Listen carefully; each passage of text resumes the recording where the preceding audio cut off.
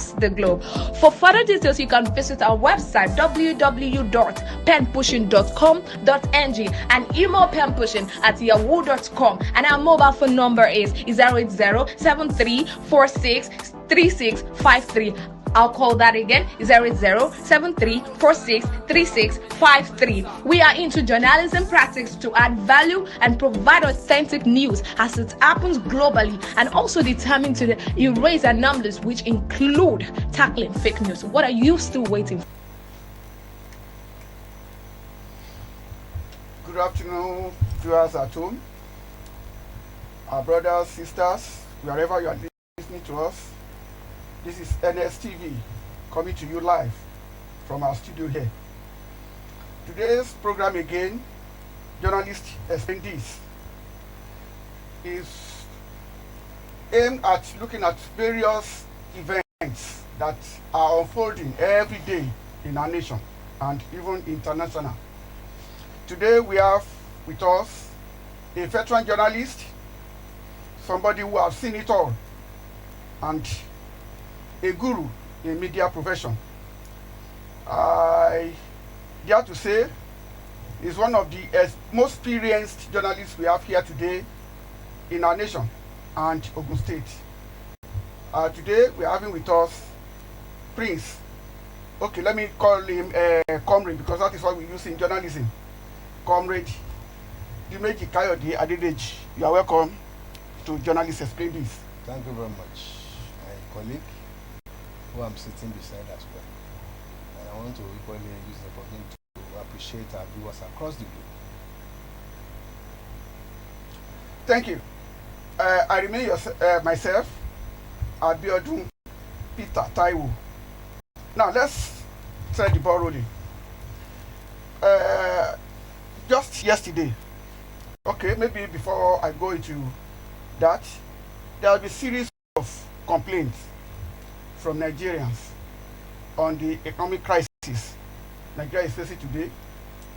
Various people have been talking and have been giving us solutions.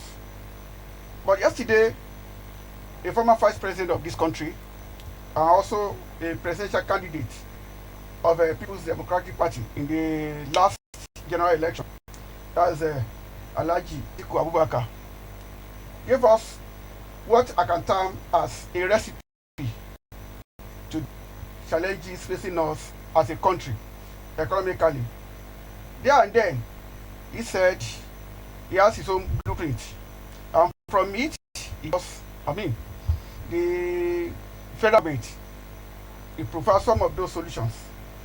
And as a journalist who have seen it all in news reportage, there have been a series of backlash, reactions, some commendable, others a sort of why is it coming now? Now, what do you see to those the solutions it seems to have provided? Thank you very much again. Like the anchorman introduced me, I'm Dimeji Kayode Adedeji. I'm the founder of Pen Pushing Media. Now, let's go deep into the Atiku statement. In the first place, it is no more news in this country that Nigerians, as well as those living in Nigeria as a country, passing through hardship. That is a fact and reality that is on now. It's no more news. But now, on the issue of Atiku statement, that he will have take some steps if he had been elected as the president of this country. Yes, I want to say that he has every right to say that, and he can only prove us right if he gets to that office. I would just see it as it's just a statement to eulogize himself or to boost his ego, because with the experience we had in this country about leaders, they are always with what we call a sugar-coated mouth, and at the end of the day, to be doing things contrary to what they promise or pledge to do. So he has every right to say what he said, and ironically, it's one of the factors I believe that we can put the government in its toes, Because if everybody just decided to keep quiet, the government may go to sleep. But giving the government punch almost every time is something that will jam, because the statement has equally forced the government to respond to it. If everything has been quiet, the government may have the feeling that it's doing well.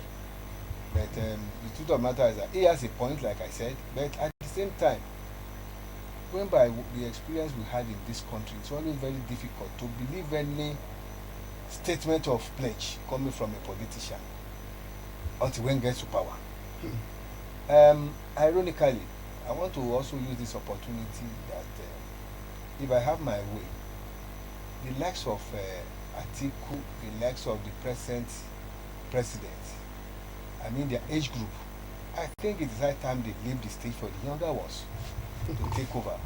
Because Atiku is still nursing ambition to become the president of the country at close to 80. The incumbent is over 70 or if not over 80. So they should leave the stage and let the younger ones take over the leadership of this country, rather than for him having the position of presidency in another few years. He should start trying to at least know some younger generation who he can pilot, who he can advise, who he can guide, so that they can take over the responsibility of the country. So if the likes of him and his age group are still nursing ambition to become president, we are not helping this country. It is that time they should sit, they should be at the back seat, while the driver should be in the front, and that driver should be the younger blood or younger generation. So, like I said at the initial stage, yes, he has every right to say whatever he said, but talking seriously, I don't think that is a position. It was a wishes, it was some of his desire, so to say. But unfortunately, he lost that election. He could not implement what he had just said. So it's very difficult for us to believe that story until when he gets to that stage, which I want to advise that if he's still nursing that ambition, I think by now the age group should drop that idea of becoming president of this country. Okay, thank you. Like, maybe let me read just one or two sentences of what he said. When he was talking about insecurity, he said the federal government should adopt another approach to conflict resolution. That is in terms of the diplomacy, intelligence gathering, improved border control, deploying traditional institutions, and good neighborliness. Now, you said maybe the age may not be on his side because this thing is not implementable. Maybe if I get you. No, I'm not saying it's not implementable. I said, okay, unfortunately for him, he's not in seat of power to implement. So we wouldn't know whether this. Okay. So we will not know whether it will work or not because he's not in the office to implement it. Okay. In fact, one of those things that people said, I could remember when the federal government was responding to his statement this morning, was he was the vice president for good 8 years, and he was in charge of privatization of many of those blue chip companies that Nigeria was having then. And from those accusations, the federal government said, you could see what it has landed Nigeria now. Are you now saying that all those statements were geared towards 2027? You mean the statement, the article statement? Yes, just to get it. Definitely. If you know him very well, I won't say if you know him very well. You know him very well. That he has been nursing this ambition to become the president. Don't forget that similar experience was with the immediate past president of this country. Okay. He contested he struggled rather, number of times to become the president before he eventually came out to be the president. So Atiku that we know, Atiku that you know, Atiku that I know, will still have interest to rule this country in the next dispensation. What I was saying is that if you consider his age, as well as even the one in power now, should also look at the age. They have the same generation. They should leave the stage for the younger one. That's what I'm saying. Okay. But even with that, the issue he raised, I remember that it was published in the pen pushing media yesterday that he was asking the president Bola Tinubu, to come and learn from him on how to rule the country. It was in that statement. Okay. But all these policies that he was presenting to us yesterday, like he suggested that the man should come. If the man is interested and if he can be encouraged, let him hand over all these ideas to him for the incumbent to implement. There's nothing wrong there. We learn every day and then we can learn from each other. Okay, gentlemen, the program again is Journalists Explain This. Let's go on commercial break. Have you heard? And what? Talk more on the issue. Thank you. Have you heard? And what? That Pen Pushing Media, a fast-growing media organization, has birthed with new initiative in the media world. Pen Pushing has landed as eager into the media industry to add value to journalism, which include introduction of live coverage of events across the globe. For further details, you can visit our website www.penpushing.com.ng and email penpushing@yahoo.com. And our mobile phone number is 080-7346-3653. I'll call that again, 080-7346-3653. We are into journalism practice to add value and provide authentic news as it happens globally, and also determined to erase anomalies which include tackling fake news. What are you still waiting for? Visit Pen Pushing today.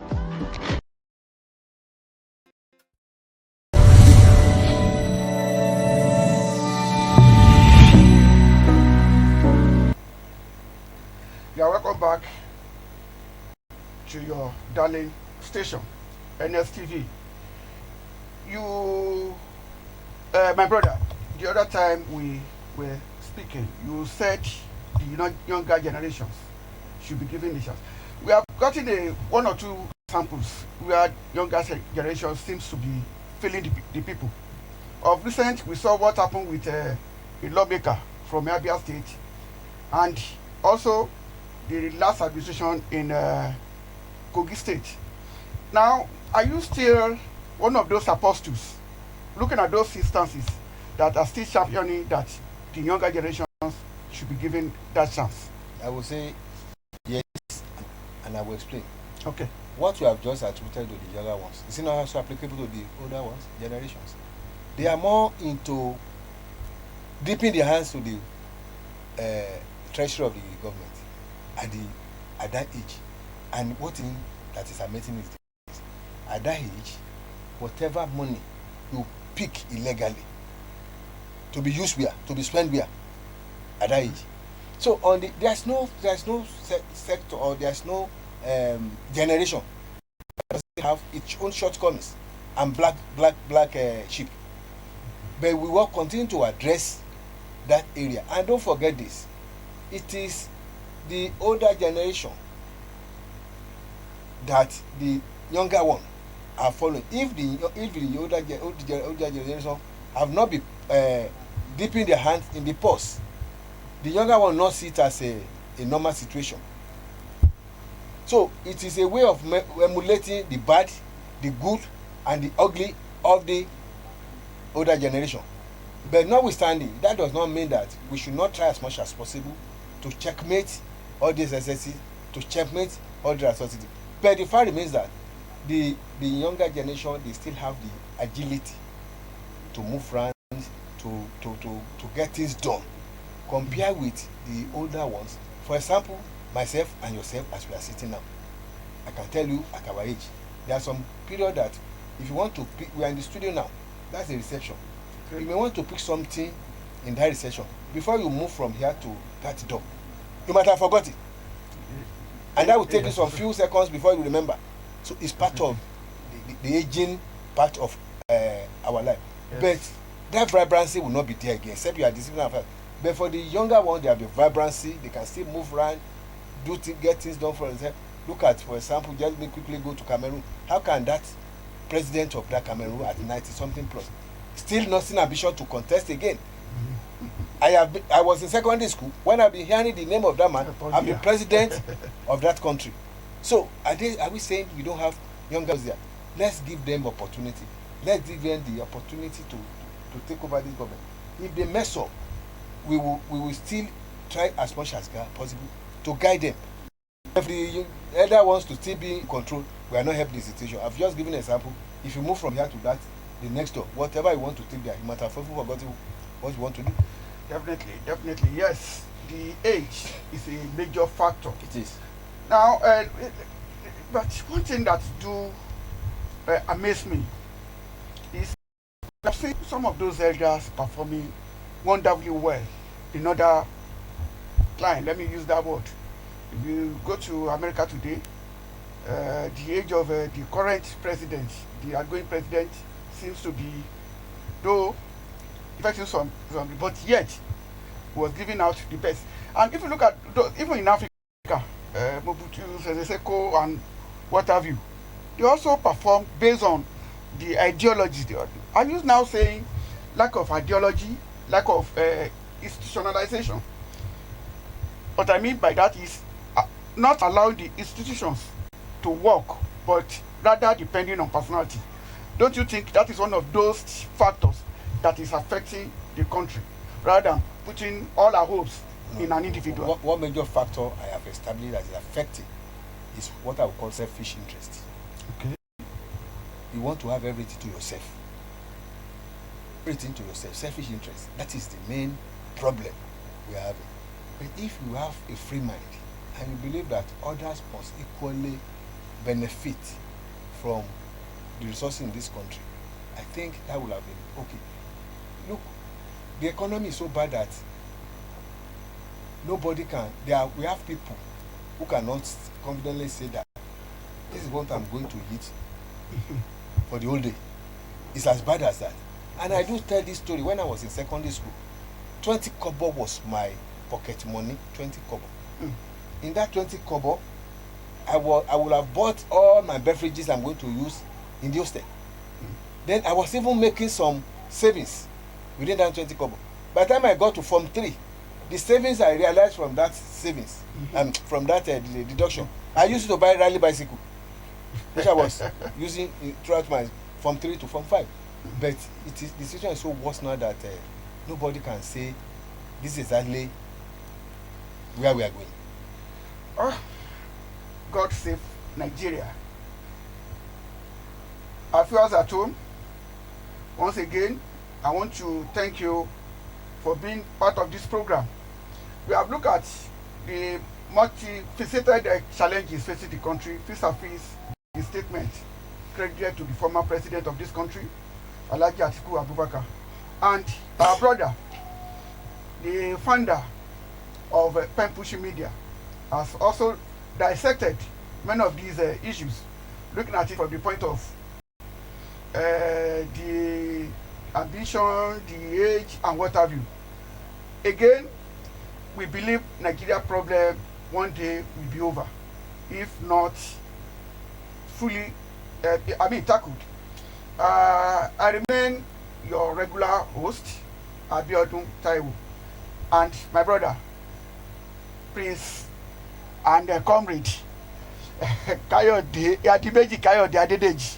Thank you for being part of this program today and for being my guest. Thank you very much for also having the time to host me. And, interestingly, we are in the same of this pen profession. And, we know ourselves. That's what I'm saying. A question that you have been coming here for some time now, and what is your view and what can you say about the station itself? First, I must confess that I really want to commend the zeal of the leadership of this establishment. I want to appreciate his level of being proactive, and I foresee a brighter future in this establishment because I can establish what I would call 100% commitment, passion for getting and putting things in shape. Like I used to tell him that Rome was not built in a day. It's only a journey of 100 miles, so to say. Must start from maybe a step. And what I'm seeing here today, and I'm also I want to be futuristic in talking about it, that I can see that at the end of the day, where we are now, we end up becoming a household name globally. I have that feeling because of the commitment of the owner of this establishment. The road may be rough, it is normal. Like later Taisholani said, he said, may your road be rough. It's always normal. And the Yoruba popular says that Omotumaga, I say Atini. Yes, so you are bound to face challenges, yes, but you end up coming with a good story at the end of the day. If you are passionate, if you continue with your resilience, commitment about what you are doing, and you remain focused, there will be distraction. And whether you like it or not, it's part of society. Like I do tell people, and I want to tell the manager of this station today, I have a proverb that I coined on my own. The management can as well borrow from this adage. How do I put it? If you allow antics of enemies to attract you, you'll be distracted. That's a fact. Antics of If you allow antics of enemies to attract you, you'll be distracted. So the management should please every time always remember this quote I brought here. It's a quote I coined on my own, and God bless you all. Amen. Thank you very much. Thank you very much. That is from a soothsayer, or let me say a prophet, and that is from somebody that has even seen it all, that knows where the shoe pinches, because he also started from the scratch. And today we thank God for where pen pushing is, and we are also praying that this is just the beginning. The sky is going to be the beginning. Thank you once again, Prince Dimeji Kayode Adedeji. That is a priest from Ugesha land. Yeah. Thank you very much. Once again, viewers, we appreciate you. We thank you. God bless you. Next time, it is me and it will be you. Thank you very much. Have you heard? And what? That Pen Pushing Media, a fast-growing media organization, has birthed with new initiative in the media world. Pen Pushing has landed as eagle into the media industry to add value to journalism, which include introduction of live coverage of events across the globe. For further details, you can visit our website www.penpushing.com.ng and email penpushing@yahoo.com. And our mobile phone number is 080-7346-3653. I'll call that again, 080-7346-3653. We are into journalism practice to add value and provide authentic news as it happens globally, and also determined to erase anomalies which include tackling fake news. What are you still waiting for? Visit Pen Pushing today.